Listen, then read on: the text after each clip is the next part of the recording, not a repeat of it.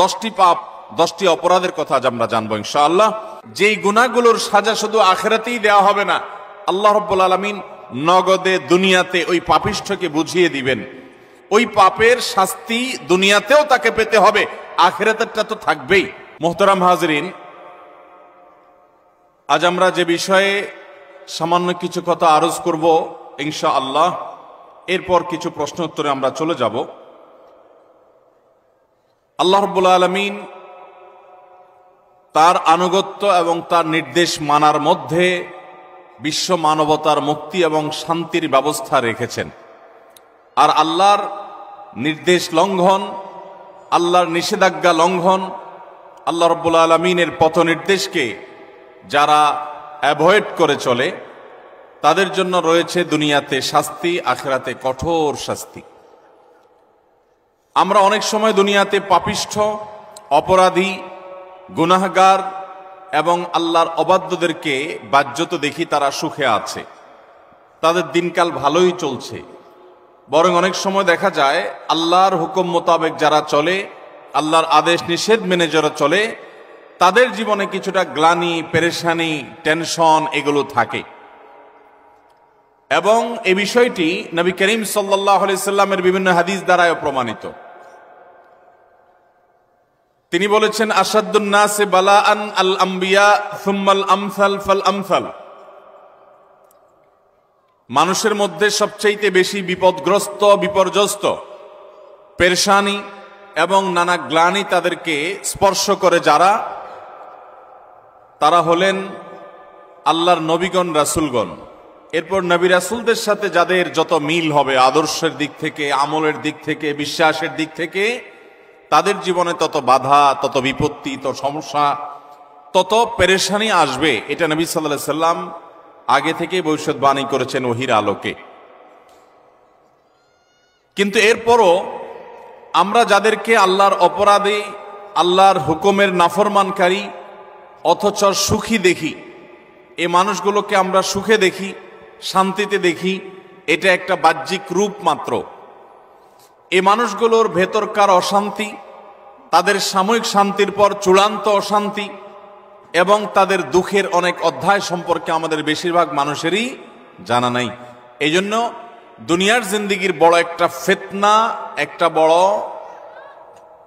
পরীক্ষার জায়গা, বিভ্রান্তির জায়গা এটা, যে কই ভালো হক হালালি চললে তো কষ্টে থাকা লাগে, খারাপ পথে চললে তো অনেকে ভালোই থাকে দেখি। এই ভালোর পেছনের খারাপটা, এই ভালোর পরের খারাপটা আমরা বেশিরভাগ মানুষ আঁচ করি না। অথচ আল্লাহ রাব্বুল আলামিন কোরআনে হাকিমের বিভিন্ন জায়গায় ইমানদার নারী পুরুষ যারা নেক আমল করবে, আল্লাহর প্রতি বিশ্বাস রাখবে, আল্লাহ তাআলা তাদের জন্য হায়াতে তাইয়্যিবাহ বা পবিত্র জীবনের ওয়াদা করেছেন। ফালানুহইয়ান্নাহু হায়াতান তাইয়্যিবাহ, আল্লাহ ওয়াদা করেছেন যে আল্লাহর প্রতি ঈমান আনবে, যে নেক আমল করবে, আল্লাহ তাআলা তাদেরকে পবিত্র জীবন দান করবেন। মুহতারাম হাজরিন, এই পবিত্র জীবন, এই পবিত্র জীবনের শান্তি এবং সুখ, এটা বাইরে থেকে অনেক সময় উপলব্ধি করা যায় না, বোঝা যায় না। আল্লাহ রাব্বুল আলামিন সেই প্রকৃত সুখ, প্রকৃত প্রশান্তি আল্লাহর নেয়ামত দিয়ে আমাদের সবাইকে ধন্য করুন। মুহতারাম হাজরিন, প্রতিটা অপরাধ, প্রতিটা পাপ, এটা করার পর বান্দা যদি তওবা করে ফিরে না আসে, এটার জন্য তাকে প্রায়শ্চিত্ত করতে হবে আখিরাতে। ব্যাপারে কোনো সন্দেহ আছে? যত গুনাহ আমরা করব, আল্লাহ কোরআনে বলেছেন, ওয়ামান ইয়ামাল মিসকালা যাররাতিন শাররান, যদি কেউ যাররা পরিমাণ কোনো খারাপ কাজ করে, যেটাকে হয়তো খুব তুচ্ছ মানুষ মনে করছে, ছোট মনে করছে, খুব সাধারণ কোনো পাপ অপরাধ মনে করছে, এমন কোনো বড় অপরাধ মনে করছে না, আল্লাহ রাব্বুল আলামিন বলেছেন ইয়ারাহু, প্রতিটা পাপ সেটা যত ছোট হোক, এটার পরিণতি তাকে ভোগ করতেই হবে, তার পরিণাম তাকে দেখতেই হবে, এর কোনো গত্যান্তর নেই। তবে যদি সে আল্লাহর কাছে তওবা করে, তওবায়ে নাসুহা করে, ইস্তেগফার করে, তার কৃতকর্মের জন্য লজ্জিত হয়ে সে সরে আসে এবং আল্লাহর কাছে মাফ চায়, তাহলে ভিন্ন কথা, আল্লাহ তাআলা তাকে মাফ করবেন। এছাড়া ছোট বড় প্রতিটা পাপের পরিণাম মানুষকে ভোগ করতে হবে আখিরাতে। মুহতারাম হাজরিন, এর মধ্যে কিছু অপরাধ আছে, কিছু পাপ আছে কিছু গুনাহ আছে যেই গুনাহগুলোর সাজা শুধু আখিরাতেই দেওয়া হবে না, আল্লাহ রাব্বুল আলামিন নগদে দুনিয়াতে ওই পাপিষ্ঠকে বুঝিয়ে দিবেন। ওই পাপের শাস্তি দুনিয়াতেও তাকে পেতে হবে, আখিরাতেরটা তো থাকবেই। এরকম কিছু পাপ এবং অপরাধ কোরআন এবং হাদিসে বর্ণিত হয়েছে। এরকম 10টি পাপ 10টি অপরাধের কথা আজ আমরা জানবো ইনশাআল্লাহ। এর ভিতরে সর্বপ্রথম যেই অপরাধ করার শাস্তি শুধু আখিরাতে দেওয়া হবে না, আখিরাতের শাস্তি তো দেওয়া হবেই, দুনিয়াতেই আল্লাহ তাআলা ওই অপরাধীকে এই অপরাধের শাস্তি দিবেন, দিয়ে ছাড়বেন। এর মধ্যে প্রথম যে অপরাধের কথা বলতে চাই তা হলো মা বাবার অবাধ্যতা, মা বাবার নাফরমানি, মা বাবার সাথে বেয়াদবি করা, তাদের অসম্মান অশ্রদ্ধা করা, তাদের অধিকার নষ্ট করা, খর্ব করা। এটা এমন একটা অপরাধ, এই অপরাধের শাস্তি আল্লাহ শুধু আখিরাতে দিবেন তা নয়, ওই নরাধমকে, মা বাবার অবাধ্য এবং নাফরমান সন্তানকে আল্লাহ তাআলা দুনিয়াতে তার এই পাপের প্রায়শ্চিত্ত ভোগ করানো ছাড়া মৃত্যু দিবেন না। এ বিষয়ে মুস্তাদরাক হাকিমের বর্ণিত একটি হাদিস আছে। নবী আলাইহিস সালাম বলেছেন, বাবানি মুআজ্জালানি উকুবাতুহুমা ফিদ দুনিয়া আল বাগয়ু ওয়া উকুকুল ওয়ালিদাইন। মা বাবার নাফরমানি এর শাস্তি দুনিয়াতে নগদ দেওয়া হবে, আখিরাতটা তো আছেই। সেটা কখনো কখনো হতে পারে তার অবাধ্য সন্তানকে দিয়ে তাকে আল্লাহ তাআলা শাস্তি দিবেন, সেটা যেমন হতে পারে। আবার এমনও হতে পারে তার সন্তান নেই কিংবা সন্তানরা অবাধ্য না, আল্লাহ তাআলা তাকে অন্যভাবে অপমান অপদস্থ করে, লাঞ্ছনা দিয়ে, কষ্ট দিয়ে, তার থেকে নেয়ামত ছিনিয়ে নিয়ে কোনো না কোনো ভাবে আল্লাহ তাআলা তাকে শাস্তি দিবেনই দিবেন। তবে হ্যাঁ, যেই কোনো অপরাধের পর যদি কোনো মানুষ আল্লাহর কাছে তওবায়ে নাসুহা করে, খাঁটি অন্তরে তওবা করে, লজ্জিত হয়, মাফ চায়, ফিরে আসে, তার কথা ভিন্ন, আল্লাহ তাআলা তাকে মাফ করবেন। কারোর যদি বাবা মা দুনিয়াতে বেঁচে থাকেন আর বাবা মার প্রতি তার কখনো অশ্রদ্ধা হয়, অসম্মান হয়, বেয়াদবি হয়, তাহলে সেটার প্রায়শ্চিত্ত হলো বাবা মার কাছে মাফ চাওয়া, চোখের পানি ফেলে দিয়ে। যতক্ষণ পর্যন্ত অন্তর থেকে তারা ক্লিয়ারেন্স না দিবেন যে ঠিক আছে তোমার ব্যাপারে আর কোনো দুঃখ আমার অন্তরে নেই, ততক্ষণ পর্যন্ত মা বাবার কাছে ক্ষমা চাইতে থাকা, এটা হলো এই অপরাধের তওবা। এখানে শুধু মুখে আস্তাগফিরুল্লাহ বললে কখনো তওবা হবে না, বরং মা বাবার কাছে মাপ চাইতে হবে। আপনি যদি আপনার স্ত্রী সন্তানদের সামনে, মা বাবার সামনে বেয়াদবি করেন, তাহলে তাদের সামনেই আবার তাদের কাছে মাপ চাইতে হবে। আপনি যদি কারোর সামনে বাবা মাকে অসম্মান করে থাকেন, তাদের কোনো নির্দেশ লঙ্ঘন করে থাকেন, তাচ্ছিল্য প্রদর্শন করে থাকেন, ওই মানুষগুলোর সামনেই আবার আপনাকে প্রায়শ্চিত্ত করতে হবে। এটি হলো মা বাবার কাছে ক্ষমা চাওয়ার পদ্ধতি। আর যারা হতভাগাদের কাতারে পড়ে গেছেন, মা বাবার দুজনেই অথবা দুজনের কোনো একজনকে হারিয়ে ফেলেছেন, এখনো পর্যন্ত তাদের সাথে কৃত অপরাধ এবং জুলুম, অবিচার, যেটা আল্লাহ তাআলা সহ্য করবেন না, সে অপরাধের প্রায়শ্চিত্ত আপনি করতে পারেন নাই, দুনিয়া থেকে চলে গেছেন, তারা কিভাবে প্রায়শ্চিত্ত করবেন? তাদের প্রায়শ্চিত্তের কয়েকটা ধাপ আছে। নাম্বার 1, তারা মা বাবার হয়ে আল্লাহর কাছে অনেক বেশি ইস্তেগফার এবং চোখের পানি ফেলবেন। আল্লাহ, আমার বাবাকে, আমার মাকে আপনি মাফ করে দিন। নামাজ পড়ে পড়ে ভোর রাতে তাহাজ্জুদের সময়, জুমার দিন মাগরিবের আগে, আসরের পরে সূর্যাস্ত যাওয়ার সময়, গুরুত্বপূর্ণ দোয়া কবুলের কিছু সময় আছে, এই সময়গুলোতে হাত তুলে আল্লাহর কাছে চোখের পানি ফেলে মাপ চাইবেন। আল্লাহ, আমার বাবার প্রতি আমি অনেক অনেক অবিচার করেছি, আমার মায়ের প্রতি আমি অনেক অশ্রদ্ধা প্রদর্শন করেছি, যেটা আমার করা উচিত হয়নি। আল্লাহ তাআলা কোরআনে কারিমে তার ইবাদতের নির্দেশের পরেই যার কথা বলেছেন তিনি হলেন মা বাবা। রিদার রব্বি ফি রিদাল ওয়ালিদাইন ওয়া সাখাতুর রব্বি ফি সাখাতিল ওয়ালিদাইন। নবীজি সাল্লাল্লাহু আলাইহি সাল্লাম বলেছেন, কারোর মা বাবা যদি তার উপরে সন্তুষ্ট থাকে তো আল্লাহ তার উপরে সন্তুষ্ট, আর মা বাবা যদি অসন্তুষ্ট তো আল্লাহ তার উপর অসন্তুষ্ট।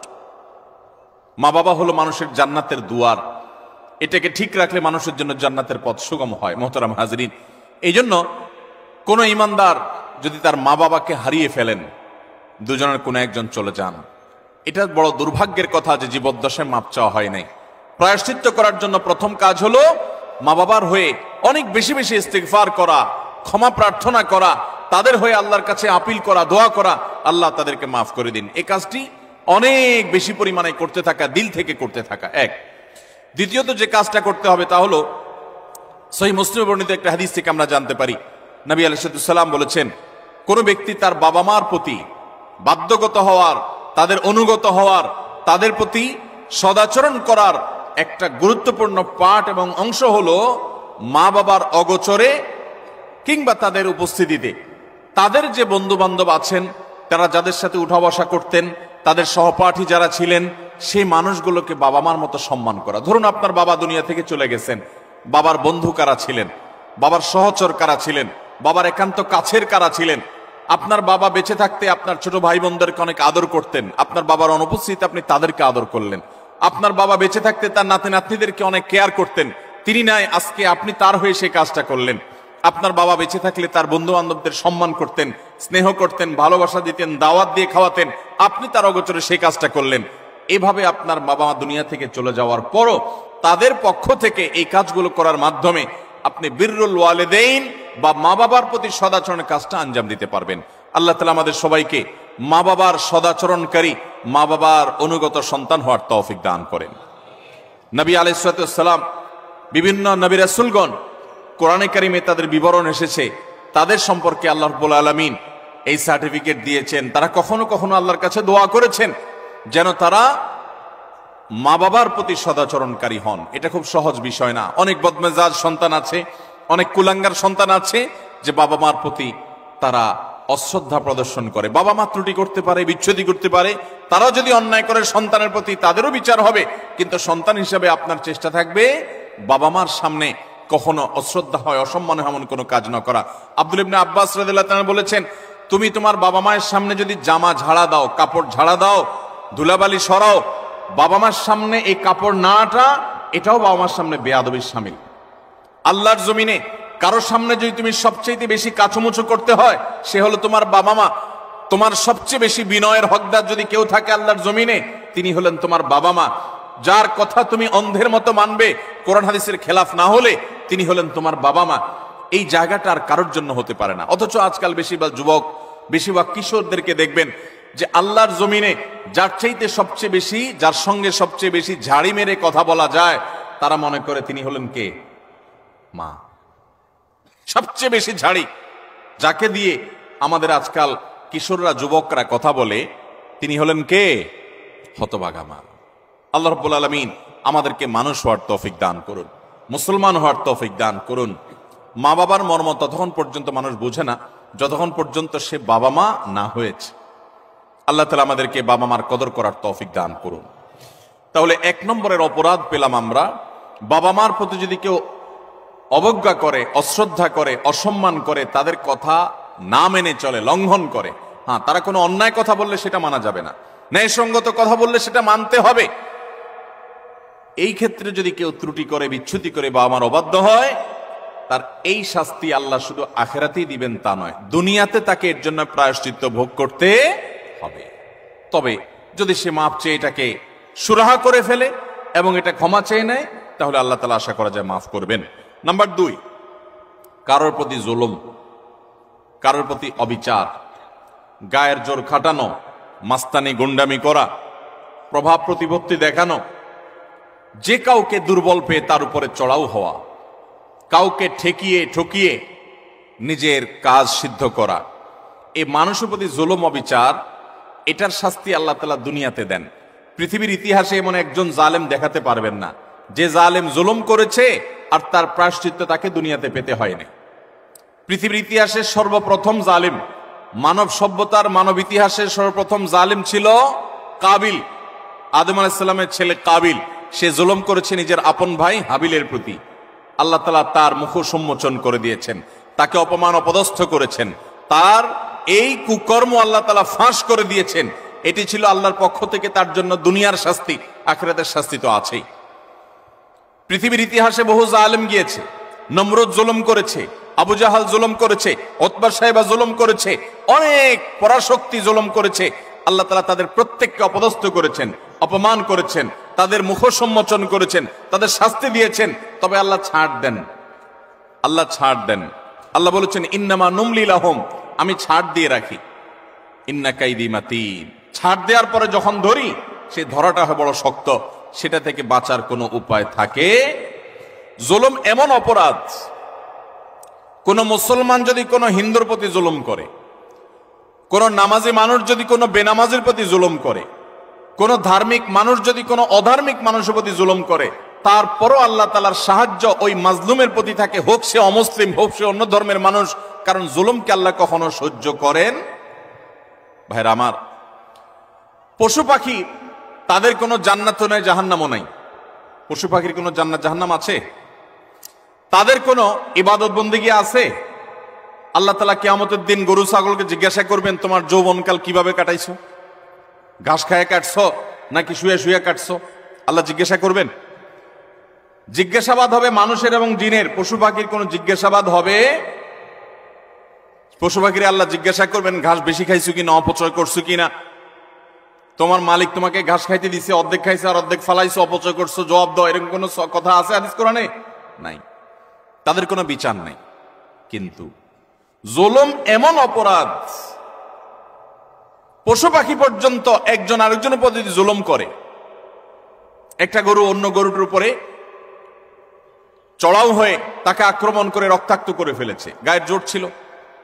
একটা ছাগল শিং ছিল, আর একটা শিং ছিল না, যার শিং ছিল সে শিং দিয়ে গুতগুতি করে অন্য আরেকটা ছাগলকে আহত করেছে, আঘাতপ্রাপ্ত করেছে। একটা মোরগ অন্য মোরগের প্রতি অবিচার করেছে।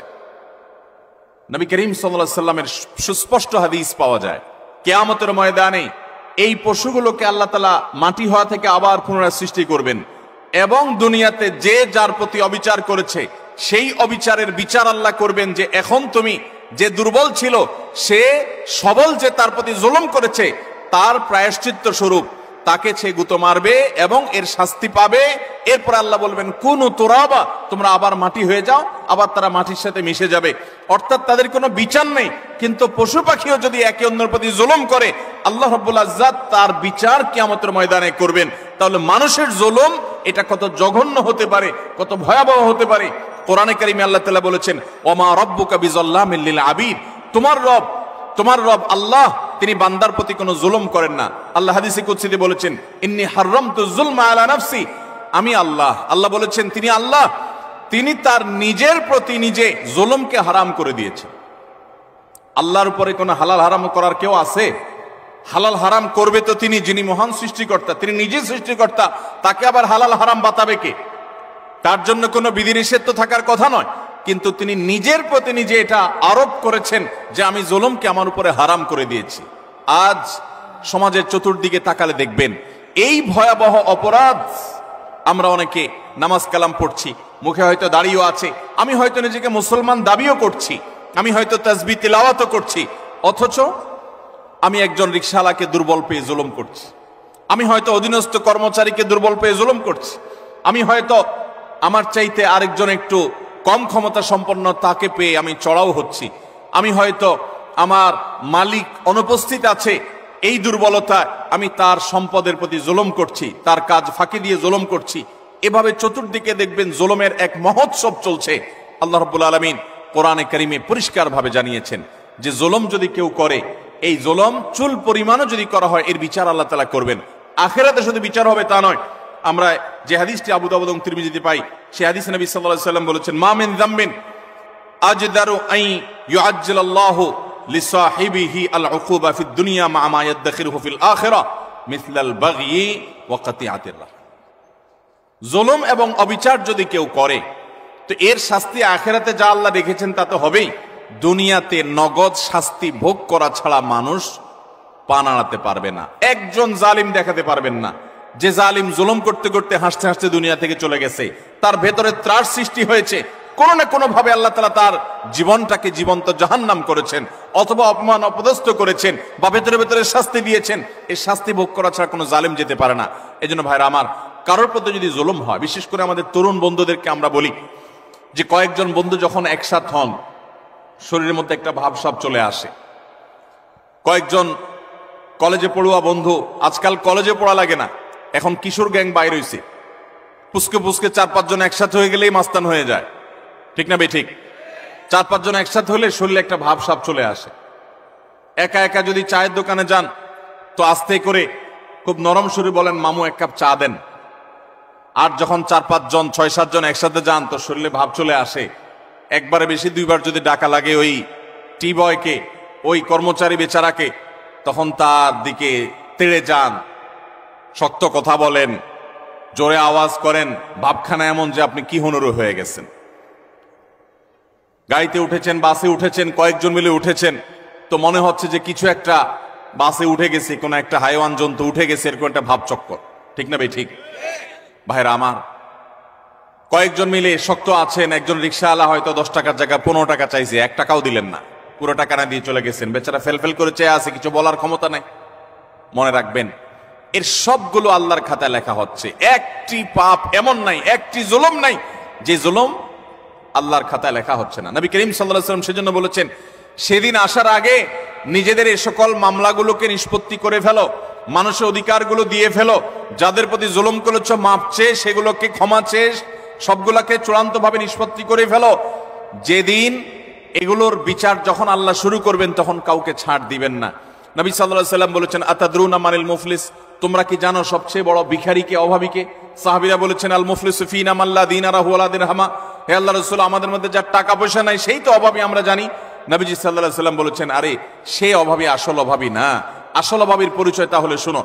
একটা লোক দুনিয়াতে অনেক কোরআন তেলাওয়াত করেছে, অনেক তাসবিহ জপেছে, অনেক হজ উমরা করেছে, অনেক বেশি ইবাদত বন্দেগী করেছে, অনেক নফল নামাজ পড়েছে, নফল রোজা রেখেছে, অনেক দান সাদেকা করেছে, অনেক ভালো কথা মানুষকে শুনিয়েছে, অনেক মাহফিলে সে গিয়েছে, অনেক ভালো কাজে সহযোগিতা করেছে, হাজী সাহেব গাজী সাহেব হয়েছে, সবই ঠিক আছে। কিন্তু এত বিশাল পরিমাণ আমলের পাহাড় নিয়ে আল্লাহর কাছে তিনি হাজির হয়েছেন। তার আশা, এত আমল করে আসছি, জান্নাত আমার ঠেকাবে কে? কিন্তু দেখা গেল দুনিয়াতে তার জীবদ্দশায়, কৈশোর বয়সে, যৌবনে, প্রাপ্তবয়স্কে, বৃদ্ধ বয়স্কে, বিভিন্ন পর্যায়ে এসে কখনো কাউর প্রতি অত্যাচার করেছে, অবিচার করেছে, কাউকে ঘাট ধাক্কা দিয়েছে, কাউকে একটা ঘুষি দিয়েছে, কাউকে একটা গালি দিয়েছে, কাউর প্রতি অবিচার করেছে, কারোর প্রতি জুলুম করেছে, কখনো কাজের বুয়ার প্রতি করেছে, কখনো ড্রাইভারের প্রতি করেছে, কখনো অধীনস্থের প্রতি করেছে, কখনো আপন ভাইয়ের প্রতি করেছে, কখনো আপন বোনের প্রতি করেছে, কখনো নিজের স্ত্রীর প্রতি করেছে, কখনো হয়তো সন্তানের প্রতি করেছে, নানামুখী মানুষের প্রতি জুলুম করেছে। এই জুলুমগুলোর যাদের প্রতি করা হয়েছে, কিয়ামতের ময়দানে এই লোক যখন আমলের পাহাড় নিয়ে জান্নাতে যাওয়ার জন্য মুছে তাও দিবে, সমস্ত পাওনাদার হাজির হয়ে আল্লাহর কাছে বলবে, আল্লাহ, এই ব্যক্তি যে আজ জান্নাতে যাওয়ার জন্য প্রস্তুতি গ্রহণ করছে, এই লোক সে আমাদের অধিকার নষ্ট করেছে, আমাকে একটি আঘাত করেছে, আমি দুর্বল ছিলাম, হয়তো রিকশাওয়ালা, কিছু বলতে পারি নাই। আপনি তো আহকামুল হাকিমিন, আজ বিচার দিবসেতে বিচার হবে, দুনিয়াতে আমি বিচার পাই নাই, আজকে আমি বিচার চাই। আল্লাহ তাআলা তখন ওই ব্যক্তিকে আল্লাহ রাব্বুল আলামিন তখন বলবেন, এখন বিচার হলো, তুমি যে আমলের পাহাড় নিয়ে এসেছো সেখান থেকে কিছু আমল সওয়াব তাকে দিয়ে দাও, কিছু সওয়াব তাকে দিয়ে দাও, তোমার কাজের প্রায়শ্চিত্ত হবে। তাকে আল্লাহ তাআলা বিদায় করবেন, নিষ্পত্তি করবেন। আরেকজন হাজির। এভাবে একে একে যত পাওনাদার তার কাছে হবে, সমস্ত পাওনাদারদের পাওনা দিতে দিতে তার আমল যা নিয়ে এসেছে এ আমলের সকল সওয়াব ফুরিয়ে যাবে, শেষ। কিন্তু পাওনাদার তখনও আছে। এবার পাওনাদারদের পাওনা নিষ্পত্তি করবার জন্য আল্লাহ তাআলা পাওনাদারদের পাপের বোঝা তার মাথায় একটু একটু করে, তার অপরাধের অনুপাত হারে আল্লাহ তাআলা দিতে দিতে পাপের বোঝা মাথায় নিয়ে, আমল তো সওয়াব তো এর আগেই শেষ পাওনাদারকে দিয়ে, এবার পাওনাদারদের পাপে সে জাহান্নামে নিক্ষিপ্ত হবে। নবী সাল্লাল্লাহু আলাইহি ওয়াসাল্লাম বলেছেন, ওই লোকের মতো ভিখারি, তার মতো অসহায়, তার মতো অভাবী, তার মতো কপাল পোড়া আল্লাহর জমিনে আর কেউ হবে না। সেই অভাব যেন আমাদের না হয়। এজন্য ভাইরা আমার, দুনিয়ার জীবনে আমার কারোর প্রতি যেন কোনো জুলুম না হয়, কোনো অবিচার না হয়, গায়ের জোর যেন আমি না দেখাই। আল্লাহ যেন আমাকে মনুষ্যত্ব, এটা যেন আমার মধ্যে অর্জন করতে পারে। বিশেষ করে তরুণ এবং কিশোর বন্ধুরা, বয়সের কিছু পাগলামো আছে, বয়সের কারণে শরীরে কিছু গরম ভাব আসে, খবরদার। কারোর প্রতি যদি কখনো রাগ করেও ফেলেন, অবিচার করেও ফেলেন, শয়তানের প্ররোচনায় পড়ে সাথে সাথে তার কাছে মাপ চেয়ে নেবেন, নিষ্পত্তি করে ফেলবেন, এটা রেখে দিবেন না। কারণ আল্লাহর খাতায় প্রত্যেকটা অপরাধ লিপিবদ্ধ হবে। এটা তো আখিরাতের কথা। আজ আমরা যেটি বলছি তা হলো, নবী করিম সাল্লাল্লাহু আলাইহি ওয়াসাল্লাম বলেছেন, আখিরাতের যে শাস্তির কথাটা তো আছেই, কিন্তু কারোর প্রতি যদি কেউ জুলুম করে, দুনিয়াতে আল্লাহ রাব্বুল আলামিন তাকে সেই জুলুমের শাস্তি, প্রায়শ্চিত্ত তাকে দিবেন, এর মুখোমুখি তাকে হতেই হবে। আল্লাহ তাআলা আমাদেরকে জুলুমের মতো এই পাপ অপরাধ থেকে বেঁচে থাকার তৌফিক দান করুন।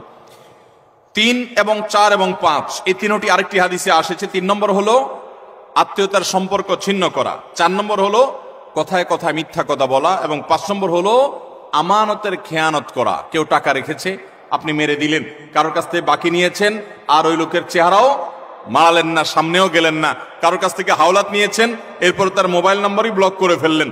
কেউ আপনাকে কোনো কথা বলছে কারোর কাছে না বলতে আপনি সবার কাছে বলে বেড়ালেন, কারোর কোনো গোপন তথ্য আছে এটা ফাঁস করে দিলেন। এরকম যত প্রকার আমানতের খেয়ানত আছে এই সবগুলোর কারণে আল্লাহ তাআলা দুনিয়াতে নগদ শাস্তি দিবেন। তাহলে 3 নম্বর হলো আত্মীয়তার সম্পর্ক ছিন্ন করা, 4 নম্বর হলো মিথ্যা, 5 নম্বর হলো খেয়ানত, আমানত নষ্ট করা।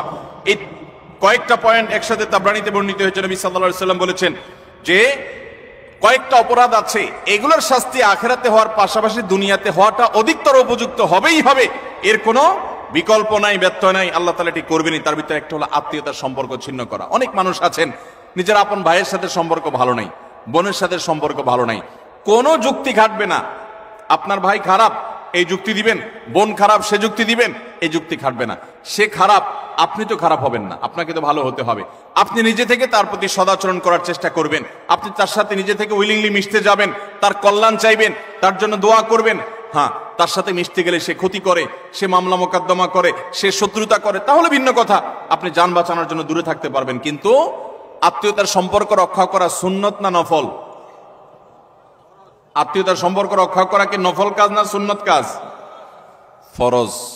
5 ওয়াক্ত নামাজ পড়া যেরকম ফরজ, রমজানে রোজা রাখা যেরকম ফরজ, আত্মীয়তার সম্পর্ক রক্ষা করাটাও কি? অনেক মুসলমান এটা জানেন না। আপনার ভাই বোন, তার সাথে আপনার সুসম্পর্ক বজায় রাখতে হবে। আত্মীয়ের তালিকায় রক্ত সম্পর্কীয় যাদের সাথে আপনার ব্লাডের কানেকশন আছে, এই রক্ত সম্পর্কীয় আত্মীয়দের মধ্যে সবচেয়ে অবহেলিত আত্মীয়ের নাম হলো ফুফু। সবচেয়ে অবহেলিত আত্মীয়ের নাম কি? ফুফু। কজন বলতে পারবেন যে ফুফুর সাথে নিয়মিত যোগাযোগ করেন? যাদের ফুফু আছে কজন যোগাযোগ বলতে পারবেন? অল্প কয়েকটা হাত উঠছে। বেশিরভাগ মানুষ ফুফুদের সাথে কোনো সুসম্পর্ক নাই। হ্যাঁ, কোন কোন ক্ষেত্রে ফুফুরাও অমানুষের মতো ভাতিজার প্রতি, ভাতিজিদের প্রতি আচরণ করে, আছে কিছু বিচ্ছিন্ন ঘটনা, কিন্তু তারপরও ভাতিজা হিসাবে আপনার চেষ্টা থাকবে যে আমার বাবার বোন, আমাদের শরীরের রক্ত একই রক্ত, অতএব তার প্রতি আমার অধিকার, তার প্রতি আমার কর্তব্য আছে, তার প্রতি আমার দায়িত্ব আছে। সে দায়িত্ববোধ থেকে অন্তত সুসম্পর্ক বজায় রাখা, খোঁজ খবর নেওয়া। আজকাল মোবাইলের যুগে খোঁজ খবর নেওয়া খুব সহজ, কিন্তু মুশকিল হলো সোশ্যাল মিডিয়া নামে যে সমস্ত নেটওয়ার্ক, যে সমস্ত অ্যাপ, যে সমস্ত সুযোগ সুবিধা আমাদের কাছে আসছে আজ, এগুলো আমাদের সবচেয়ে বেশি আনসোশ্যাল করে দিয়েছে। এই সোশ্যাল মিডিয়া আমাদের এক একজনের 5000 করে বন্ধু তালিকায় আছে। অনেকের এই 5000 ফুল। 5000 বন্ধুর হক আদায় করতে করতে নিজের রক্ত সম্পর্কে আত্মীয়দের সাথে 6 মাসে একবার ফোনে কথা বলার টাইমও আমরা পাই না। ঠিক কিনা বলেন ভাইরা আমার? আপনার এই ফেক বন্ধু, কাগজে বন্ধু, ফেসবুকীয় বন্ধু, কোরআন এবং হাদিসের আলোকে এদের কোনো হক আপনার কাছে সে অর্থে? অথচ বন্ধু আপনার পোস্টে লাইক মারছে, আপনি পাল্টা লাইক না মানলে বন্ধু নাখোশ হয়ে যায়। এই জন্য ঘুরে ঘুরে তার ওয়ালে গিয়া লাইক মারা লাগে। বন্ধু আপনার পোস্টে কমেন্ট করছে, আপনি কমেন্ট না করলে, রিপ্লাই না দিলে সে নাখোশ হয়, জন্য রিপ্লাই দেওয়া লাগে। মেসেঞ্জারে নক করছে, রিপ্লাই দেওয়া লাগে। এই 5000 এই সমস্ত কাগজে বন্ধু আর ফেসবুকে বন্ধুর হক আদায় করতে গিয়ে আসল আপন যারা, তাদেরকে আজকাল আমরা ভুলে গেছি। আল্লাহ তাআলা আমাদেরকে আত্মীয় স্বজনের হক আদায় করার তৌফিক দান করুন। আপনি আপনার রক্ত সম্পর্কীয় আত্মীয়দের সাথে খোঁজ খবর রাখতে হবে। আপনার খালা আপনার রক্ত সম্পর্কীয় আত্মীয়, আপনার মামা আপনার রক্ত সম্পর্কীয় আত্মীয়, আপনার চাচা আপনার রক্ত সম্পর্কীয় আত্মীয়। আমাদের সমাজে দেখবেন যে চাচা এবং ফুফু, তাদের সাথে একসাথে থাকার কারণে, জমি জমার ব্যাপার স্যাপার থাকার কারণে অনেক সময় বুঝের অমিল হয়, গন্ডগোল হয়, মামলা কন্দম পর্যন্ত জড়ায়, মনোমালিন্য হয়। কিন্তু তারপরও দিন শেষে তারা আপনার রক্ত সম্পর্কীয় আত্মীয়। আপনি একজন মুসলমান হিসেবে তাদের সাথে সম্পর্ক ছিন্ন কখনো করতে পারবেন না, কোনো যুক্তিতে না। হ্যাঁ, সে আপনার ক্ষতি করছে, বাধ্য হয়ে আপনি ছিন্ন করতে হচ্ছে বা দূরে থাকতে হচ্ছে, ভিন্ন কথা। এছাড়া অন্য কোনো যুক্তিতে আপনি আত্মীয়তার সম্পর্ক ছিন্ন করতে পারবেন না। অনেক লোক বলে আমার আত্মীয়, সে তো আমার খোঁজ খবর নেয় না, আমি একা নেওয়া লাগে। হ্যাঁ, আপনি একা নিবেন, আপনি আল্লাহর কাছে সওয়াব পাবেন। সে নিচ্ছে না, সে দায়ী হবে, অপরাধী হবে। সে নিচ্ছে না, এই যুক্তিতে আপনি তাকে ছিন্ন করার অধিকার। আল্লাহ তাআলা আমাদেরকে আত্মীয়তার সম্পর্ক রক্ষা করার তৌফিক দান করুক। চাচা এবং ফুফুদের খোঁজ খবর নেব তো ইনশাআল্লাহ। চাচা তো ভাই, ফুফাতো ভাই বোন, তাদের খোঁজ খবর নেব তো ইনশাআল্লাহ। এগুলো তো অনেক পরের কথা। অনেক কপাল পড়া আছে নিজের আপন ভাই বোনের সাথেও যোগাযোগ, কত বন্ধু তার, কত দোস্ত তার, কত আপন তার, অথচ রক্ত সম্পর্কীয় এই মানুষগুলোর প্রতি তারা খেয়াল রাখে না। নবী করিম সাল্লাল্লাহু আলাইহি ওয়াসাল্লাম বলেছেন, আল্লাহ রাব্বুল আলামিন হাদিসে কুদসিতে বলেছেন যে যে ব্যক্তি আত্মীয়তার সম্পর্ককে রক্ষা করবে, সংযুক্ত করবে, তাদের সাথে কানেক্টেড থাকবে, আল্লাহ তাআলা ওই ব্যক্তির সাথে কানেক্টেড থাকবেন। আর যে ব্যক্তি আত্মীয়তার সম্পর্কের সাথে সম্পর্ক ছিন্ন করে ফেলবে, আত্মীয়ের সাথে সম্পর্ক ছিন্ন করবে, রাখবে না, আল্লাহ তাআলা বলেছেন কাতাআহুল্লাহ, আল্লাহ তাআলা তার সাথে সম্পর্ক ছিন্ন করে ফেলবেন। এবং লা ইয়াদখুলুল জান্নাতা কাতি', আত্মীয়তার সম্পর্ক ছিন্নকারী জান্নাতে প্রবেশ করবে। কোন যুক্তিতে আত্মীয়তার সম্পর্ক আপনি ছিন্ন করতে পারেন না, রাগ করে 3 দিন অভিমান করতে পারেন, এর বেশি না। আল্লাহ আমাদেরকে এই অপরাধটি থেকে বেঁচে থাকার তৌফিক দান করুন। আত্মীয়তার সম্পর্ক রক্ষা করলে ওই ব্যক্তিকে আল্লাহ তাআলা দুনিয়াতে নগদ শাস্তি দিয়ে থাকেন আখিরাতের শাস্তির পাশাপাশি। আর 4 নম্বর হলো মিথ্যা, কথায় কথায় মিথ্যা, সবার সাথে মিথ্যা, তার জীবনটা মিথ্যার উপরে। এই মিথ্যাবাদীদের উপর আল্লাহ বলেছেন যে লানাতুল্লাহি আলাল কাযিবিন, আল্লাহর লানত, আল্লাহর অভিশাপ এবং আল্লাহর গজব নাজিল হয় মিথ্যাবাদীদের উপরে। এজন্য ঈমানদার কখনো কথায় কথায় মিথ্যা বলতে পারে। 5 নম্বর হলো খেয়ানত, যেটা বললাম যে আমানতের খেয়ানত, অর্থের দিক থেকে খেয়ানত, কথার দিক থেকে খেয়ানত, বিভিন্ন দিক থেকে খেয়ানত। আপনি কারোর কোনো কিছু নকল করলেন, ফেসবুকে আজকাল যে খেয়ানত হয় সেটা হলো একজনের লেখা কপি করে এনে আপনার ওয়ালে সুন্দর করে পোস্ট করে দিলেন, সবাই আপনাকে বাহবা দিল, ভাই মাশাআল্লাহ আপনি তো সুন্দর লেখেন, দেখা যায় আসলে আপনি এটা চুরি করে আনছেন আরেকজনেরটা। এটা হলো খেয়ানত, এটা হলো আমানতের। এখন আজকাল তো বই পুস্তকেই হয় ডাইরেক্ট, অথচ এই খেয়ানত ফেসবুকেও পোলাপান করতে এখন বড় বড় শিক্ষাবিদরা বই পুস্তকেই এই আকাম করছেন। অতএব এই সমস্ত খেয়ানত, এটা কোনো মুসলমানের চরিত্র হতে পারে? মুসলমান কখনোই 2 নম্বরই করবে। অতএব আমানত আমরা রক্ষা করব তো ইনশাআল্লাহ। নবী সাল্লাল্লাহু আলাইহি ওয়াসাল্লাম বলেছেন ইযা হাদ্দাসা আর-রাজুলু ফালতাফাতা ফাহিয়া আমানা, তোমার সাথে কেউ কথা বলেছে, কথা বলার পর সে সেখান থেকে সরে গেছে, সাথে সাথে ওই কথাটা তোমার কাছে আল্লাহর পক্ষ থেকে আমানত হয়ে গেছে। এই আমানত রক্ষা করার চেষ্টা করব তো ইনশাআল্লাহ। আপনার কাছে কেউ একান্তে কোনো কথা বলেছে, আপনার কাছে হোয়াটসঅ্যাপে একটা মেসেজ পাঠাইছে, কয়দিন পরপরই দেখবেন ফেসবুকে প্রায় সময় দেখবেন যে স্ক্রিনশট আউট হয়ে গেছে, হয় কি হয় না? স্ক্রিনশট কি হয়ে গেছে? এটা প্রচার হয়ে গেছে। আপনার সাথে একান্তে কেউ আলাপ করেছে, আপনি তার কোনো দুর্বল দিক পাইছেন, কোনো কারণে শত্রুতা উদ্ধার করা দরকার, আপনার সাথে সে একান্তের আলাপচারী থাকে, আপনি ফেসবুকে প্রচার করে দিলেন। এটা আমানতের খেয়ানত, এটা মানুষের প্রাইভেসি লঙ্ঘন। ইসলাম মানুষের প্রাইভেসিকে এত গুরুত্ব দেয় যে কেউ যদি কারোর বাড়িতে উকি মারে, এবং দেখার চেষ্টা করে তার ব্যক্তিগত সময়কার উঠা বসা, কাজ কাম, অ্যাক্টিভিটিস, নবী আলাইহিস সালাম বলেছেন এটা এমন জঘন্য অপরাধ যে এই লোকের চোখ উফড়ে ফেলার মতো অপরাধ সে করেছে। আজকাল দেখবেন প্রায় সময় অমুকের আইডি হ্যাক করেছে, অমুক আইডি হ্যাক করে সেখান থেকে তার ব্যক্তিগত সব তথ্য সে ফাঁস করেছে, এটা করেছে সেটা করেছে। কেউ কারোর মোবাইল ফাইলে ঘাটাঘাটি করে তার ব্যক্তিগত জিনিসপত্র ঘাটাঘাটি শুরু করে। এগুলো সবগুলো আমানতের খেয়ানত। আমাদের কথা, আমাদের কাজ, আমাদের টাকা, আমাদের পয়সা, লেনদেন সবকিছুতে আমানতদারিতা দেখাতে হবে। আমানতের খেয়ানত যারা করে, আপনি কাউকে আমানতের খেয়ানত করবেন, আল্লাহ তাআলা আপনাকে এই পরিস্থিতির মুখোমুখি করবেন। বিদায় এই ধরনের গুনাহ থেকে আমরা বেঁচে থাকবো ইনশাআল্লাহ। নাম্বার 6, কোন মুসলমানকে অপমান করা।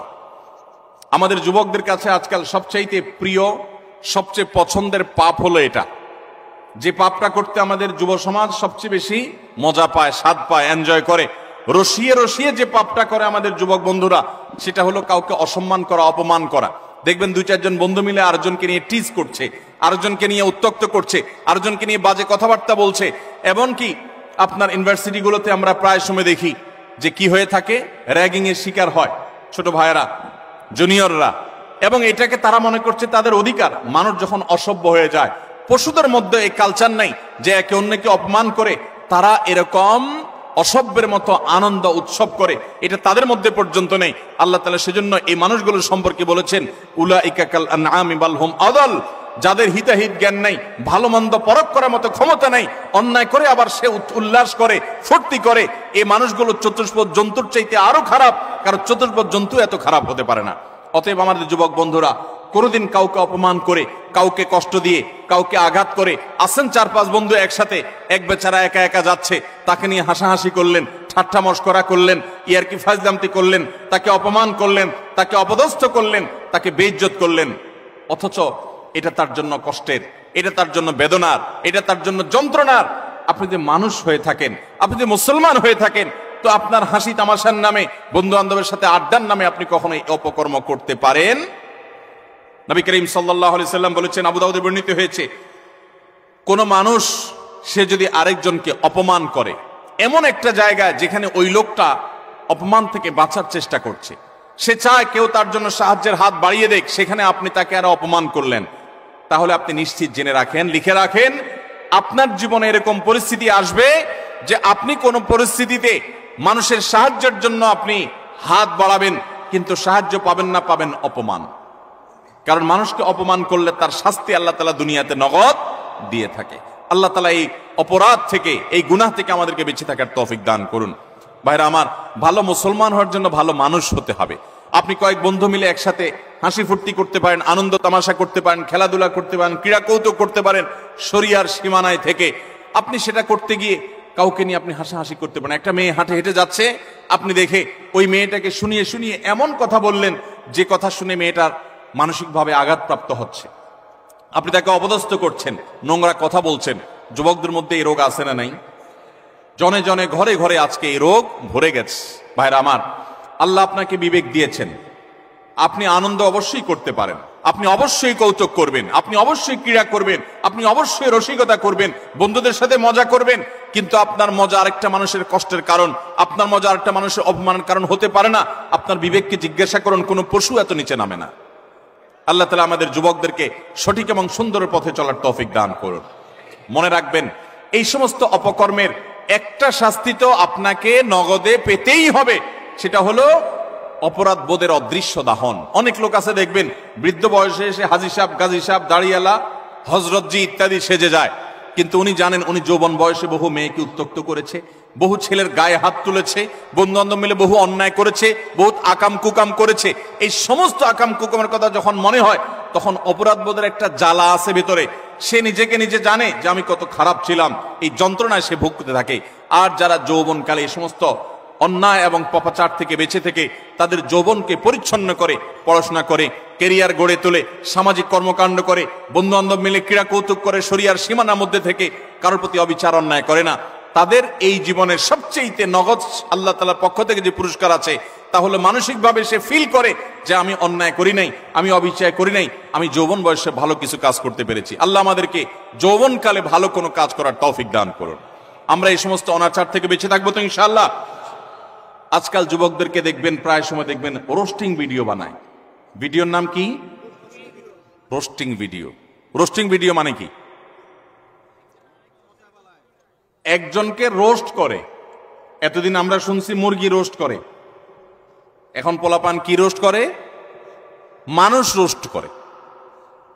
একটা মানুষের হয়তো কোনো ভুল হয়েছে, তার ভুল হলে অবশ্যই তার সমালোচনা হতে পারে, যৌক্তিক সমালোচনা হতে পারে, ভুল সংশোধন হতে পারে, ভুল শুধরানো হতে পারে, কিন্তু ভিডিও বানায়া তার চরিত্র হনন, তার ব্যক্তিগত বিষয় এসে তুলে এনে তাকে একেবারে মুরগিরে যেরকম রোস্ট করে, তার গোষ্ঠী উদ্ধার করার নাম হলো রোস্টিং ভিডিও।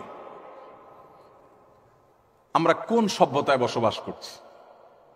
যুবকদের কাছে এই জিনিসগুলো খুব এনজয় করার মতো বিষয়। সেগুলো দেখে আমরা অনেকে খুব হাসি, আমরা খুব আনন্দ পাই, খুব মজা পাই। আমাদের রুচি নষ্ট হয়ে গেছে। ভাইরা আমার, একজন মানুষ আরেকজন মানুষকে নিয়ে চরম অপমানকর কোনো কাজ কখনো করা, এটা কখনো সভ্য মানুষের কাজ হতে, এটা কখনো মুসলমানের কাজ হতে পারে। আল্লাহ তাআলা আমাকে আপনাকে এরকম সচেতন দায়িত্বশীল মুসলমান হওয়ার তৌফিক দান করুন। আমরা কোনো মানুষকে অপমান করব, আমরা কোনো মানুষকে কষ্ট দেব। আজ অনেক যুবক আছে, বাবার বয়সী একজন মানুষের সাথে পর্যন্ত বেয়াদবের মতো আচরণ করে। রিক্সাওয়ালা হতে পারে, তিনি রিক্সা চালক, কিন্তু আপনার বাবার বয়সী, আপনার বড় ভাইয়ের বয়সী, আপনার চাইতে অন্তত আলটিমেট কমপক্ষে বড়, অ্যাটলিস্ট আপনার চাইতে সে সিনিয়র, কিন্তু দেখা যায় তার সাথে পর্যন্ত তুচ্ছ তাচ্ছিল্য করে, তুই তোকারি করে, যা তা বলে আমাদের যুবকরা আজকাল, অনেকে, আমি সবার কথা বলছি, অনেক যুবকরা আজকাল এমন আচরণ করে। আল্লাহ রাব্বুল আলামিন এই সমস্ত উদ্ভ্রান্তের জীবন, এই সমস্ত উচ্ছৃঙ্খলতার জীবন পরিহার করে আমাদেরকে সুন্দর জীবন যাপন করার তৌফিক দান করুন। ভাইরা আমার, একটা সুস্থ বিবেক অনেক বড় নেয়ামত, যে বিবেকের রাডারে ধরা পড়বে যে এটা অন্যায়, এটা ন্যায়। আমার কোনো বন্ধু একটা অপকর্ম করছে, আমি বুঝতে পারলাম আমার রাডারে ধরা পড়েছে এটা অন্যায়, আমি প্রতিবাদ করব, ওই বন্ধুকে প্রয়োজনে ত্যাগ করব, আমি একজন ভালো বন্ধু গ্রহণ করব। চেষ্টা করা যাবে না ইনশাআল্লাহ? যৌবনকাল বারবার আসবে না ভাইরা। যৌবনের যে পাগলামি, যৌবনের যে উচ্ছলতা, যৌবনের যে উন্মাদনা, আল্লাহর শপথ করে বলছি এটা চিরকাল থাকবে? থাকবে না, এটা চলে যাবে। কি করেছেন সে জিনিসটা কিন্তু ঠিকই থেকে যাবে। আপনার কর্মটা ঠিকই থেকে যাবে। যৌবনের এই সময়টা চলে যাবে, কিন্তু যৌবনকালে যা যা করেছেন এই সবগুলো আপনার আমলনামা যেমন লেখা থাকবে, আপনার স্মৃতিতেও থাকবে। আমলনামার কারণে আপনার আখিরাতে শাস্তি হবে, আর স্মৃতিতে থাকার কারণে আপনার পরবর্তী বয়সে আপনাকে অপরাধবোধের অদৃশ্য দাহনে আপনাকে জ্বালাতে থাকবে, অস্থিরতা আপনার মধ্যে কাজ করতে থাকবে। অতএব যৌবনকালে এবং যে কোনো বয়সে আমরা কোনো মানুষকে অপমান অপদস্থ করব। কোনো মানুষ বিপদে পড়েছে, হয়ে গেছে তার দ্বারা একটা কোনো সমস্যা, আপনি চান্স পেয়ে এবার তার 14 গোষ্ঠী উদ্ধার করা শুরু করলেন না ভাই। এই সময় হাত বাড়িয়ে দেন, পারলে তাকে সাহায্য করেন। আল্লাহ রাব্বুল আলামিন আপনার কোনো বিপদে এরকম মানুষ দিয়ে দিবেন যে মানুষ আপনার হাত ধরে আপনাকে উদ্ধার করবে। চেষ্টা করবো না ইনশাআল্লাহ?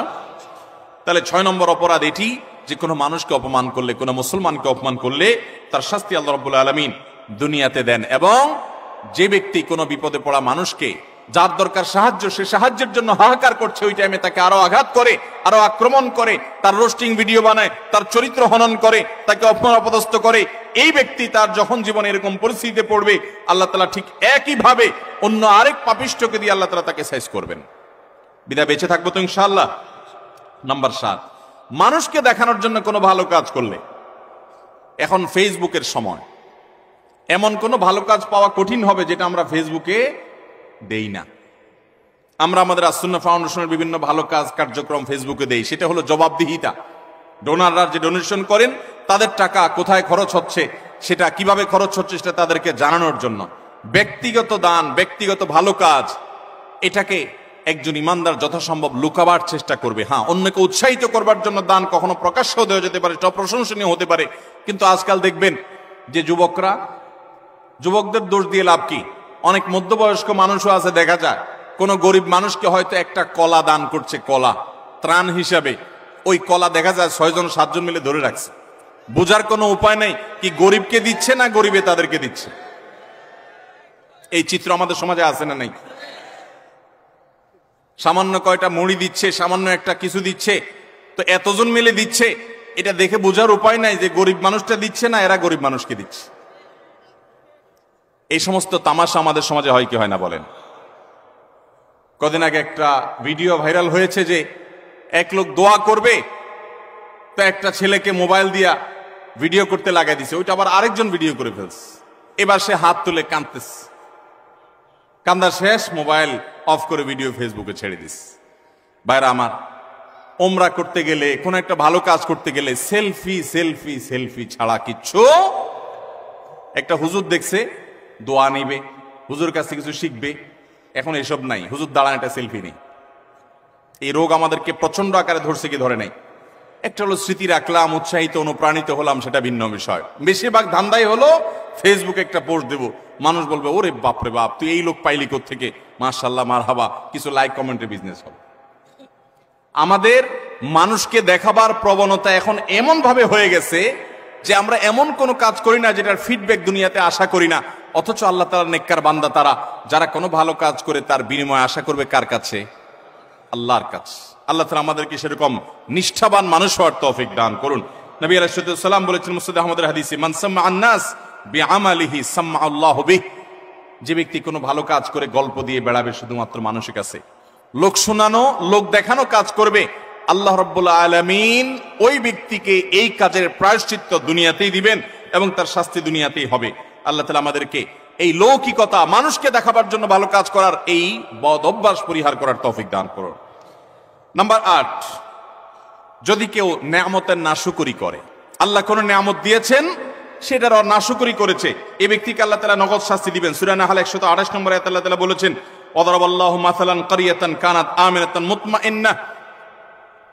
একটা জনপদের মানুষ, তারা নিরাপদে ছিল, সুখে শান্তিতে ছিল, আল্লাহ তাআলা তাদেরকে নিরাপদে রেখেছেন, ভালো রেখেছেন। ইয়াতিহা রিজকুহা মিন কুল্লি মাকান, প্রত্যেকটা জায়গা থেকে আল্লাহর পক্ষ থেকে রিজিক আসতো। ফাকাফারাত বিআনউমিল্লাহ, তারা আল্লাহর নিয়ামতকে অস্বীকার করে বলেছে, নাশুকরি করেছে। ফাযাকাহাল্লাহু লিবাসাল জুই ওয়াল খাউফি বিমা কানু ইয়াসনাউন, তাদের এই নাশুকরির কারণে আল্লাহ তাআলা তাদেরকে আল্লাহ রাব্বুল আলামিন দুর্ভিক্ষ, অভাব অনটন, আশঙ্কা এবং ভয়ের শাস্তি দুনিয়াতে দিয়েছেন, আখিরাতে তো বটে। অনেক মানুষ আছে দেখবেন নাশুকরি করে, আপনি অনেক উপকার করেছেন, বলবেন না আমি কিছুই তো পাই নাই, আমি নিজে নিজে করেছি। এই নাশুকর ঠিকই এক সময় বিপর্যস্ত হবে এবং বিপদগ্রস্ত হবে, এবং যেই নিয়ামত পেয়ে সে নাশকরি করেছে, এই নিয়ামত আল্লাহ তার কাছ থেকে ছিনিয়ে নিবেন, আজ হোক আর 2 দিন পরে হোক। বিধায় এই ধরনের গুনাহ থেকে আমরা বেঁচে থাকবো তো ইনশাআল্লাহ। অনেক মানুষ আছে দেখবেন আল্লাহর শুকর খুব আদায় করে, মানুষের শুকর আদায় করে না, আছে না নাই? অনেক লোক আছে ঢাকা শহরে আসার সময় লঞ্চের ভাড়া, বাসের ভাড়াটাও ছিল না, ঝুলে ঝুলে চলে আসছে। এরপর আল্লাহ তাআলা তাকে এমন সম্পদ দেওয়া দিছেন, যেভাবেই হোক সে এমন সম্পদ কামাইছে, 2-4টা বাড়ির মালিকও হয়ে গেছে, আছে না না? এরকম অনেক মানুষ। কিন্তু ঘন ঘন দেখবেন আল্লাহর শুকর আদায় করে যে আল্লাহ আমাকে সব দিছে। ঠিক আছে, আল্লাহই তো দিছে, কিন্তু আল্লাহর কিছু বান্দাদের ভূমিকা ছিল কি ছিল না? তাদের নাম মুখে নিতে রাজি না, নিলে তো ছোট হয়ে যাবে, আছে না না? এরকম চরিত্রের মানুষ। কোন অর্জন হলে সব ক্রেডিট আল্লাহরে দেয়, এটা ভালো, কিন্তু আল্লাহকে শুধু দিলে হবে না। কোন বান্দা যদি আপনাকে উপকার করে, আপনাকে এই পর্যন্ত আসতে সহযোগিতা করে, তো তার কৃতজ্ঞতাও আপনাকে আদায় করতে। নবী আলাইহিস সালাম বলেছেন, মাল্লাম ইয়াশকুরিন নাস লাম ইয়াশকুরিল্লাহ। যে মানুষের কৃতজ্ঞতা আদায় করে না, অকৃতজ্ঞ হয়, সে আল্লাহর প্রতি অকৃতজ্ঞ, সে আল্লাহর কৃতজ্ঞতা আদায় করার কোনো মূল্য হতে। বিধায় মানুষের কৃতজ্ঞতা আদায় করবো তো ইনশাআল্লাহ। যে যতটুকু আমার উপকার করেছে, যার দ্বারা যতটুকু অর্জিত হয়েছে, এটাকে অকপটে স্বীকার করার মতো মানসিকতা থাকতে হবে। ইমানদার কখনো অকৃতজ্ঞ নাশকর হতে পারে, এ নাশকরির শাস্তি আল্লাহ তাআলা দুনিয়াতে দিয়ে থাকেন। ঠিক একইভাবে 9 নম্বরের যে অপরাধ, তা হলো ব্যবসায় ফাঁকি দেওয়া। এমন ব্যবসায়ী এখন পাওয়া সোনার হরিণ হয়ে গেছে, যেই ব্যবসায়ী সত্য কথা বলে, 2 নম্বরই কথা বলে না, চিটারি বাটপারি করে না। আপনি ঢাকা শহরের কোন দোকানে, কোন মার্কেটে যাবেন, আল্লাহর কিছু নেককার বান্দা আছে সেটা হাতে গোনা, বেশিরভাগ দোকানে যাবেন 100 টাকা কেনা ভাই, আল্লাহর কিরা, রাসূলের কিরা ভাই, যদিও রাসূলের কিরা হয় না, শিরক, এরকম নানা কিরা বলে, নানা কসম করে বলবে 100 টাকা কিনা। এরপরে মুলামুলি করার পর দেখা যায় 50 টাকা দিয়ে দিস, আছে না নাই? গতকালকে চট্টগ্রামের মাহফিলে একজন একটা প্রশ্ন লিখে দিস, বলে ভাই, দোকানে মিথ্যা কথা বলতে বলতে অনেক সময় দেখা যায় একটা কাস্টমারের সাথে সত্য বলবো নিয়ত করছি, তবুও মুখ দিয়ে মিথ্যাটাই চলে আস। নিজের বউ দোকানে গেছে, যা জিজ্ঞেস করছে তোমার এটা কত কিনা পড়ছে, ওইটাও বলে আল্লাহর কিরা এত টাকা, মিথ্যা কথা। পরে বলে, ও সরি থুকু, তুমি তো কাস্টমার না, ঘরের বউ। মিথ্যা বলতে বলতে অনেক দোকানদার আছে, এটা বিল্ট ইন হয়ে গেছে, অভ্যাসটা এমন হয়ে গেছে, এটা তার শরীরের, এটা তার অঙ্গের, এটা তার অস্তিত্বের সাথে মিশে গেছে। ঠিক না ঠিক ভাইরা আমার? কয় টাকা কামাই করবেন মিথ্যা কথা বলে? মিথ্যা কথা বলে যে টাকা কামাই করবেন, এগুলো দুনিয়া থেকে নিয়ে যেতে পারবেন? কাফনের কাপড়ের পকেট আছে? পকেটও নাই, নিয়ে যেতেও পারবেন? যাদের জন্য মিথ্যা কথা বলছেন, ছেলে সন্তান, স্ত্রী, পরিবারের লোকজন, আপনি দুনিয়া থেকে যাওয়ার পর কিয়ামতের ময়দানে যখন ফেরেশতারা মুগুর দেওয়ার জন্য ধরবে, যখন শাস্তি শুরু হওয়ার পরিকল্পনা হবে, তখন আপনার ছেলে মেয়েরা যায় বলবে, আল্লাহ আমার আব্বাকে কিছু বলিয়েন না, উনি যত 2 নম্বরে চিটারি বাটপারি করে ঢাকা শহরে বাড়ি গাড়ি করছে, এগুলো সব আমাদের জন্য করছে, ওনার একার জন্য করে নাই, অতএব শাস্তি আমাদেরকে দেন, ওনাকে ছেড়ে দেন। বলবে? আল্লাহ কোরআনে উল্টাটা বলেছেন, ইয়াউমা ইয়াফিরুল মারউ মিন আখি ওয়া উম্মিহি ওয়া আবি ওয়া সাহাবাতিহি ওয়া বানি। সেদিন মানুষ বাপকে দেখে সন্তান আরেক দিকে পালাবে, যে বাপ দেখা হলে যদি আমাকে আটকায়, যে তোদের জন্য অনেক কিছু করছি, আজকে আমি ফাঁসে গেছি। স্বামীকে দেখে স্ত্রী, স্ত্রী দেখে স্বামী পালাবে, বন্ধুকে দেখে বন্ধু পালাবে। লিকুল্লি ইমরিম মিনহুম ইয়াউমা ইযিন শাআনু ইউগনি, সবাই ইয়া নফসি করতে থাকবে। ভাইরা আমার, আল্লাহর জমিনে তার চাইতে বড় নির্বোধ কে হতে পারে, যে চুরি করে যাদের জন্য, ওই লোকগুলো তার চুরির কোনো দায় বহন করবে, আরাম করে ভোগ করবে ছেলে মেয়েরা, অথচ আপনি তার পাপের প্রায়শ্চিত্ত ভোগ করবেন। তাহলে আপনি কেন দোকানদারি করতে গিয়ে কাস্টমার সাথে মিথ্যা কথা বলবেন? আপনি সত্য কথা বলেন, কেনা বেচা আপনার কম হবে, ব্যবসা একটু কম হবে, আয় ইনকাম একটু কম হবে। মনে রাখবেন, এর বিনিময়ে শান্তিটা আল্লাহ তাআলা দুনিয়াতেও দিবেন, আখিরাতেও দিবেন। চেষ্টা করবো তো ইনশাআল্লাহ। ভাইরা আমার, ওজনে কম দেওয়া, দোকানদারি, ব্যবসা বাণিজ্যের মধ্যে মিথ্যা, প্রতারণা, আজ গোটা দুনিয়া দাঁড়িয়ে আছে মিথ্যার উপরে। সারা ঢাকা শহরের যত বিজনেস আছে, ম্যাক্সিমাম বিজনেসই দেখবেন, বিশেষ করে খুচরা পর্যায়ে ম্যাক্সিমাম বিজনেস দাঁড়িয়ে আছে মিথ্যার উপরে। ফল দোকানে যাবেন, উপর দিয়ে সব সুন্দর করে সাজা রাখছে, বড় বড় গুলা, নিচ দিয়ে সব ছোট ছোট গুড়া গুড়া, আছে না নাই? পোকা কাগুলো সব সোলা রাখছে, উপর দিয়ে ভালোগুলো দিয়ে রাখছে। নবী করিম সাল্লাল্লাহু আলাইহি সাল্লাম একবার বাজারে গেলেন, গিয়ে দেখলেন যে এক লোক গমের স্তূপ নিয়ে বসে আছে, গম বিক্রি করছে। নবী করিম সাল্লাল্লাহু আলাইহি সাল্লাম ফিল্ড ভিজিটে গেলেন, সরাসরি মদিনা রাষ্ট্রনায়ক তিনি গিয়ে সোজা হাত ঢুকিয়ে দিলেন গমের ভিতরে, স্তূপের ভিতরে। সন্দেহ হলো তার, দেখলেন যে ভেতরে সব ভিজা গম। এটা ওজনে ভারী হবে, আর শুকনাগুলো ওজনে কম হবে, পরিমাণে বেশি হবে সেখানে, তো ভিজাটার দাম কম হবে। ভদ্রলোক ভিজাগুলো নিচে, উপর দিয়ে শুকনাগুলো দিয়ে বিক্রি করছে। নবী করিম সাল্লাল্লাহু আলাইহি ওয়াসাল্লাম বললেন, এই চিটারি কেন করলে তুমি তো একই দামে বিক্রি করছো, অথচ তোমার ভেতরে ভিজা কম। তখন তিনি বললেন, হে আল্লাহ রাসূল, বৃষ্টিতে ভিজে গেছে, আমি কি করবো, এই জন্য উপরে দিয়ে এগুলো দিয়ে দিচ্ছি। নবী সাল্লাল্লাহু আলাইহি ওয়াসাল্লাম, না, তুমি ভিজাগুলো আলাদা বিক্রি করবে, শুকনাগুলো আলাদা বিক্রি করবে, ভিজাগুলোর এক দাম হবে, শুকনাগুলোর আরেক দাম হবে। তুমি কেন এই বাটপারি এবং চিটারি করলে? মান গাসসা ফালাইসা মিন্না, মনে রাখবে যে মানুষকে প্রতারণা করে ব্যবসা বাণিজ্যে সে আমার উম্মত হতে পারে। আমরা প্রায় সময় যখন দেখি টেলিভিশনের স্ক্রিনে বা পত্রিকার পাতায় দাড়ি পাকা বুড়ো মানুষ, সুন্দর চাচা বাপ চাচার মতো দেখতে, নুরানি চেহারা, মাথায় টুপি আছে, কপালে সেজদা দিতে দাগও আছে, কিন্তু উনি ধরা পড়েছে কিসে? 2 নম্বর মাল বিক্রি করতে গিয়ে। হয় কি হয় না এগুলা? আমাদের অনেক মুসলমান মনে করে ইসলাম হলো নামাজ রোজার নাম। শুধুমাত্র ভাইরা আমার, ইসলাম নামাজ রোজার নাম যেমন, ঠিক এমনি ভাবে আমার লেনদেন, কায় কারবার, বেচা কিনা, ব্যবসা বাণিজ্য, সেখানেও সততার পরিচয় দেওয়া। অনেকে বলে, ভাই এরকম সততার পরিচয় দিতে গেলে আজকাল আর ভাত জুটবে না। ভাত জোটার দরকার নাই, চিড়া জোটক। ইমানদার কখনো নীতিতে ছাড় দিতে পারে। সততার সাথে চলবো তো ইনশাআল্লাহ। শুআয়ব আলাইহিস সালামের জাতি, তারা ব্যবসা বাণিজ্যে এরকম 2 নম্বরই করতো। আল্লাহর গজব তাদের উপরে নাজিল হয়েছে। এই উম্মত কিয়ামতের আগ পর্যন্ত আল্লাহর গণগজব আসবে না, ধ্বংস করবে না। নবী সাল্লাল্লাহু আলাইহি ওয়াসাল্লাম দোয়া করে গেছেন যেন এটা না আসে। কিন্তু এইরকম পাপের পাপিষ্ঠ অপরাধী খারাপ ব্যবসায়ী, তাদেরকে আল্লাহ দুনিয়াতে নগদ শাস্তি দিবেন। অন্য কোন শাস্তি হোক আর না হোক, ওই যে ভেতরকার যে অদৃশ্য দাহন, জ্বালা, যন্ত্রণা, এটা আল্লাহ তাআলা দিবেন। অনেকে দেখবেন যে পারিবারিক ভাবে অশান্তির সাগরে হাবুডুবু খাচ্ছে, কিন্তু আপনি দেখবেন উপর দিয়ে গাড়ি বাড়ি, ফিটফাট বেড, চাকচিক্যময় জীবন। আল্লাহ তাআলা আমাদেরকে এই ধরনের অপরাধ থেকে বেঁচে থাকার তৌফিক দান করুন। নাম্বার 10, যে কোনো সাধারণ কুফরি, আল্লাহর প্রতি অবিশ্বাস, পাপাচার, এগুলোর কারণে আল্লাহ তাআলা দুনিয়াতে নগদ একটা শাস্তি দেন। মিনিমাম একটা শাস্তি হয়, সেটা হলো মানসিক অশান্তি এবং ডিপ্রেশন। আপনারা প্রায় দেখবেন গোটা পৃথিবীতে সবচেয়ে বেশি আত্মহত্যা করে তারা যারা কোনো ধর্মে বিশ্বাসী না। সবচেয়ে বেশি আত্মহত্যা করে যারা কোনো ধর্মে বিশ্বাসী। এটা আমার কথা না, এটা বিশ্ব স্বাস্থ্য সংস্থার বিভিন্ন কয়েক বছরের জরিপ মিলিয়ে রব্বি আল্লাহ নামে একটা গ্রন্থ অনেকগুলো ভাষায় অনুদিত হয়েছে রিয়াদ থেকে। এর বাংলা অনুবাদ আমি করেছিলাম। সেখানে একটা গ্রাফ তারা তুলে এনেছেন। বিশ্ব স্বাস্থ্য সংস্থার জরিপের আলোকে কয়েক বছরের জরিপ দেখানো হয়েছে, সারা পৃথিবীতে তুলনামূলকভাবে আত্মহত্যার পরিমাণ, প্রবণতা সবচেয়ে কম যাদের মধ্যে, তারা হলো মুসলমানরা। কারণ কি জানেন? মুসলমান যদি দেয়ালে পিঠ থেকে যায়, সে জানে উপরে আল্লাহ, আস্থার জায়গা থাকে, ভরসার জায়গা থাকে।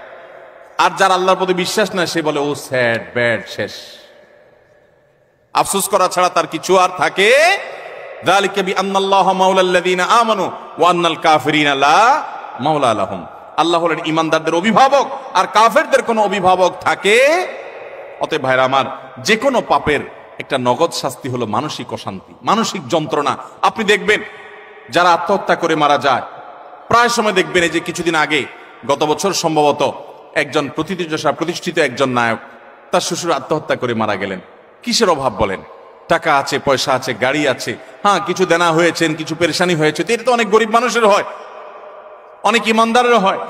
কিন্তু বেশিরভাগ ক্ষেত্রে দেখবেন ডিপ্রেশন, আর ডিপ্রেশন ছাড়া কিছু নাই। ঘুম আসে না, মদ খাওয়া ছাড়া ঘুম আসে না, ওষুধ খাওয়া ছাড়া ঘুম আসে না। অথচ ভোগের যত উপকরণ সব তার হাতের কাছে আছে, মদের বোতলও তার কাছে আছে, নর্তকীও তার সামনে আছে, অন্যায়, পাপাচার এবং উচ্ছলতা, এটা করার যত মাধ্যম আছে সব তার হাতের কাছে আছে, কিন্তু শান্তি জিনিসটা নাই। মানসিক শান্তি জিনিসটা আল্লাহ রাব্বুল আলামিন কোরআনে কারিমে বলেছেন, আলা বিযিক্রিল্লাহি তাতমাইন্নুল, আল্লাহর জিকির, আল্লাহর আনুগত্যের মধ্যে প্রশান্তি আসে। ভাইরা আমার, সালাহাতু সঙ্গে বুদি দিল খারাস, আজ মুদে এক জামানা খাকে বাস। পাপ বহুত করেছেন, পাপে মজা আছে আমি জানি।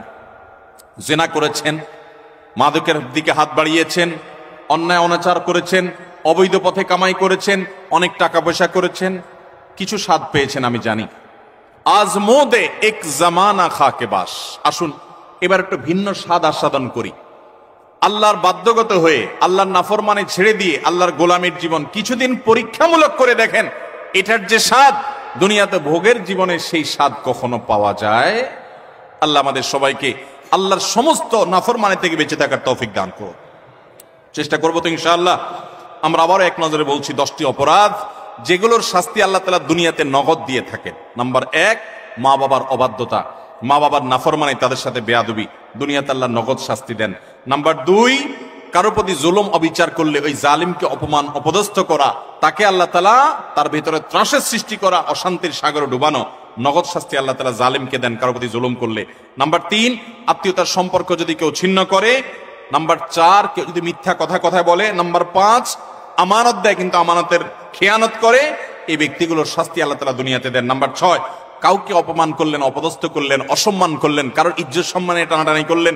আজকাল দেখা যায় ফেসবুকীয় প্রজন্ম, আমাদের ফেসবুক প্রজন্ম দেখা যায়, ইউটিউব প্রজন্ম, টুইটার প্রজন্ম এবং আপনার এই টিকটক প্রজন্ম মানুষকে নিয়ে যাহা তা করছে, এতে তার ইজ্জত যাচ্ছে, কার সম্মান যাচ্ছে, এগুলো দেখা দেখি নাই।